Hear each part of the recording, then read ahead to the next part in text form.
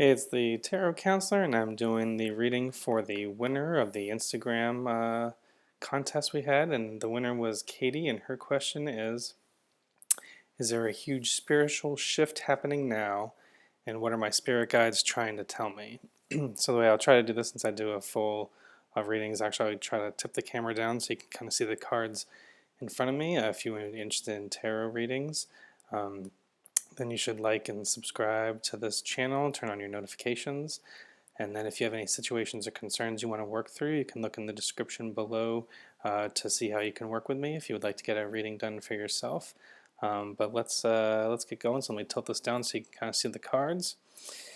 And so the first card that we have, so this is the Sun. So the kind of current situation right now, kind of do it in pairs. So the Sun is almost like, think of it's like social media, how people want to be seen. It's like the sun in astrology, the spotlight on the stage, where people want to be seen and known for, and things like that. But the card that's currently acting upon this is the Eight of Cups. So the Eight of Cups is really the classic. Kind of to your question, is there a spiritual shift? Yes, this is the classic, like going on a spiritual journey, I call it the walkabout card, because you see here, like emotionally, you may have a lot or mature in this suit. Cups deal with your emotions, but you can see he's kind of turning away and leaving it behind, and he's heading towards all this, moon, water energy. So you got the moon, you got the blue, the water, blue, the sky. So that kind of signals that you're looking for something that's more emotional, fulfilling. So versus, call it our social media culture where everybody wants to be center of attention or in the spotlight. This is more about wanting to, not leave that, we kind of leave that behind, but figure out what you want, how to connect more with your spiritual journey. So I think that kind of really eclipses the situation right now, and I'll send you the perfect video where lots of people are feeling that way as you got more time to think or time to yourselves. So I think the current situation right now is you've got, transitioning the energy from where people want to be seen to an energy of, wanting to seek more connection with their life mission, life purpose, life path, really spiritual journey and stuff like that. The past energy before the situation. So this is the King of Wands, and the King of Wands, it's a fire sign, so it resonates with your spirit, and it's more like new creation. So the King would be like in the past, where you would say definitely everyone has whatever mission they're on, right?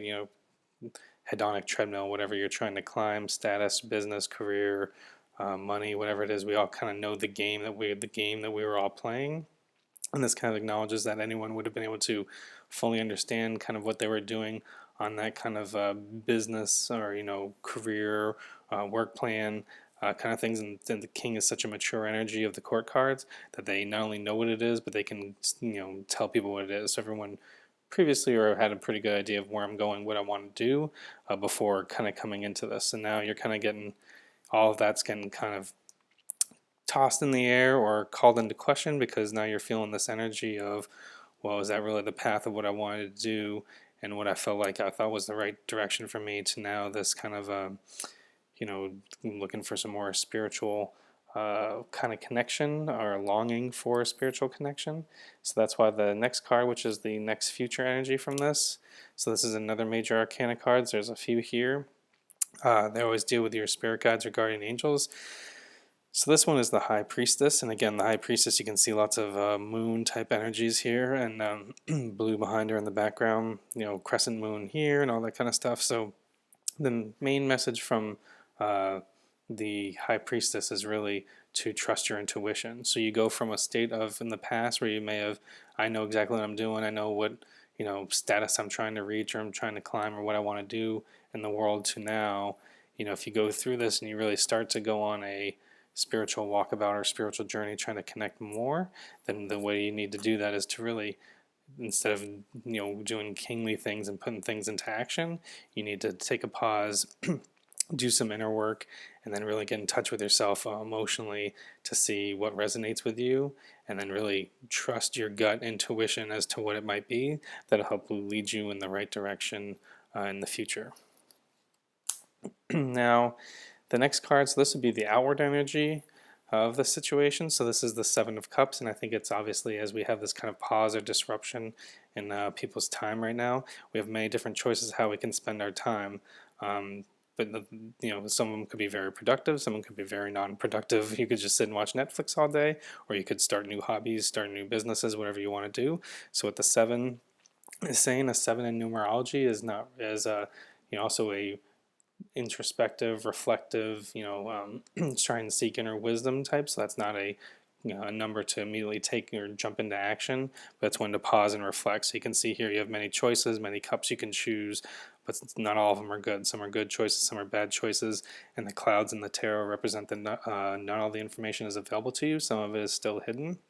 So I think this kind of accurately reflects that you've got lots of choices in front of you now. Lots of opportunity how you can spend your time or what you want to do or how you want things to be different, but you need to pause and reflect on it so that you make sure you make the right choices, because there are many choices you could have and not all of them are great choices. Now the energy below this in the subconscious or below the surface, so this is the 6 of Pentacles. What this really says is it's the opposite of that. So the 7 of Cups before this is really about how do you connect with things that'll fill you up or resonate with you emotionally. What this would say is, in order to kind of figure out what you want to do for your spiritual kind of journey, one of the best ways to go about that would be to just give to others. So this card's really about achieving balance. 6 in numerology is dealing with things that are in balance. So achieving balance by giving of things to others. So whether it's things in the Pentacles or the suit of the physical world, so whether that's give, if you have extra money, donate money to charities, whatever the case may be. If you just have skill sets or even time, just be able to donate that. So it's like anything, any physical resources that you have that you could quote unquote donate to others or give to others in need, that kind of gives you the karma. That's why things are in balance, because you got this energy transfer between the two. So, but I would say that this would help fuel you, because this is one of the only really concrete, all these we see lots of air signs and emotional signs, intangible things. So this is kind of the only physical world earthly card in the reading. So what this would say is really figure out what are the skill sets you have or the things you can do in this time, like the real creative. Like one mentor of mine, Alan Watts, says, the secret to life and happiness is to identify a skill or a discipline or something you like to do and put that into action, whether that's artistic or anything creative or whatever it might be. So like, what is, if you start to work from your real subconscious energy, what are the things that I can do right now to help other people, and then figure out what that is. That may help you as you kind of serve others. That'll help you figure out kind of exactly what resonates with you in your kind of spiritual journey, and then that's what's going to help you on the outward side, make you better decision of how you spend your time that better resonates with you and fills you up emotionally. So that's the first half of the reading, which is kind of the the feminine side, the circle energy above and below, before and after the current situation. Now we'll kind of go through the rest of the energies. This is the wand side, the masculine side. We're going to start with you, and then your environment, and then kind of your subconscious hopes, dreams, and fears, and then kind of the outcome of the reading. But you and your energy right now. So this is the King of Swords. So what this would say is, we have had enough time in this kind of new thinking, new world, that you should be able to sit with your thoughts a bit more and start your own communication. So you should be at the point where you can communicate to others now. Queen would be you've sat with it, but you haven't taken action on it. But this would say is you're ready to speak out. So you've had enough time to say, okay, these are the things.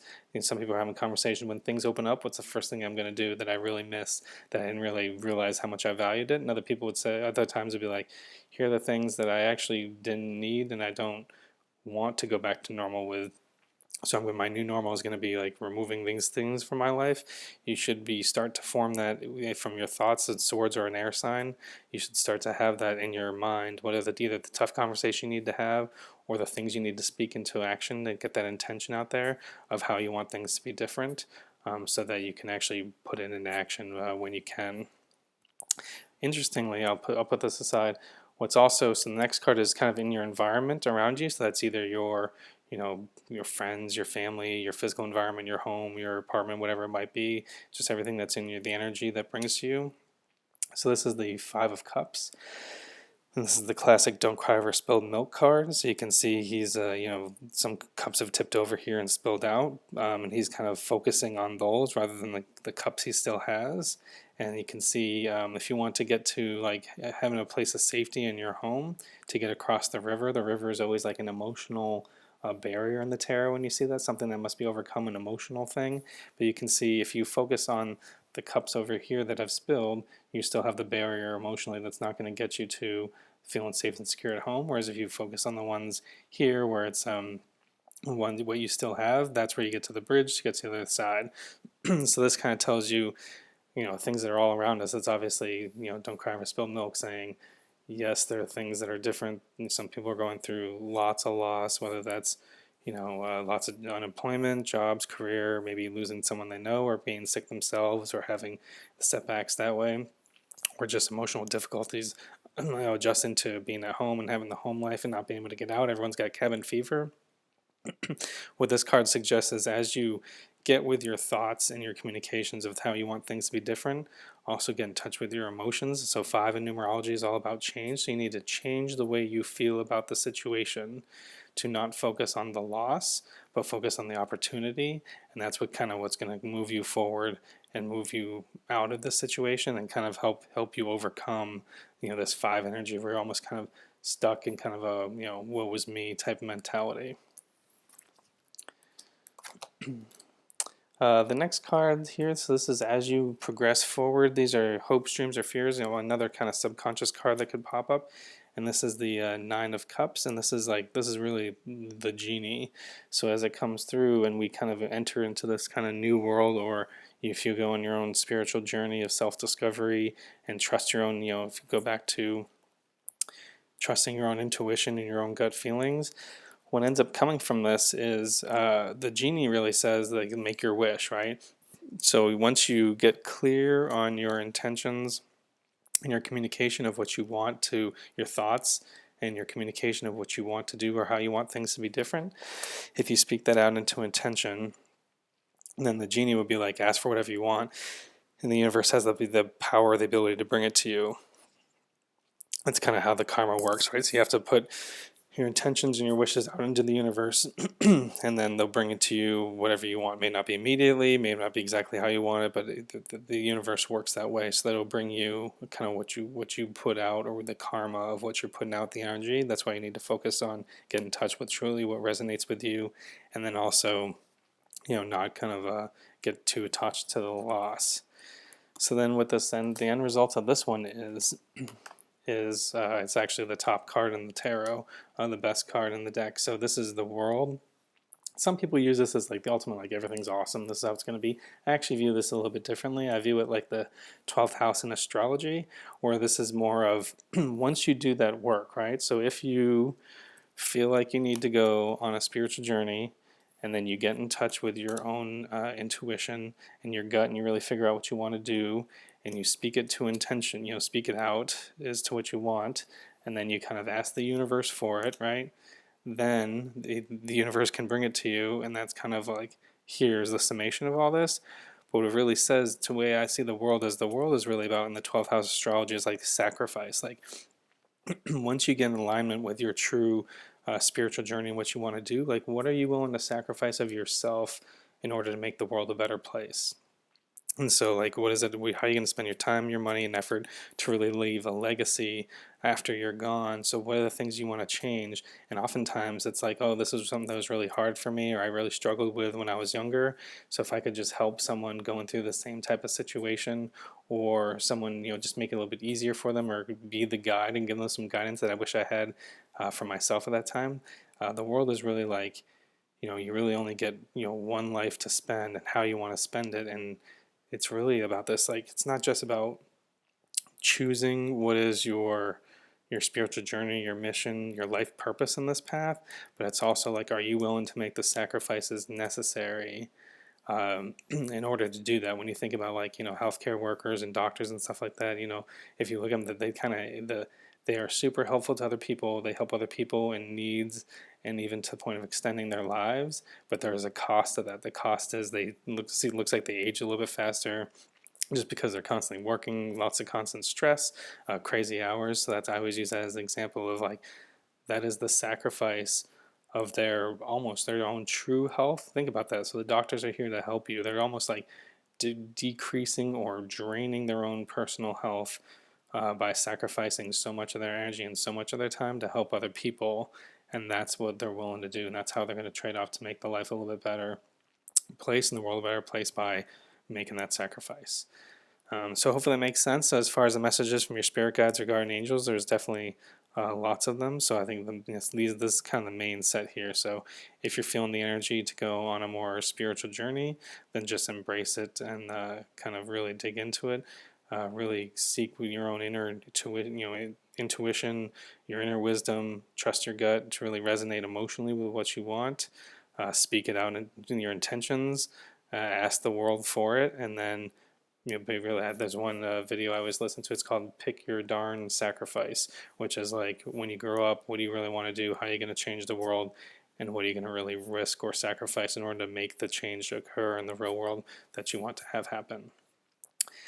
So I hope this is helpful for you. I hope it answered the question. Congratulations on your reading. And if anyone else would like to work with me, you can check out the links in the description below to see how that could happen, or subscribe to the channel, because I'll do these kind of giveaways every once in a while. So hopefully that answers kind of the question. And if you have any questions or anything about that, you can just let me know. But thank you for your time.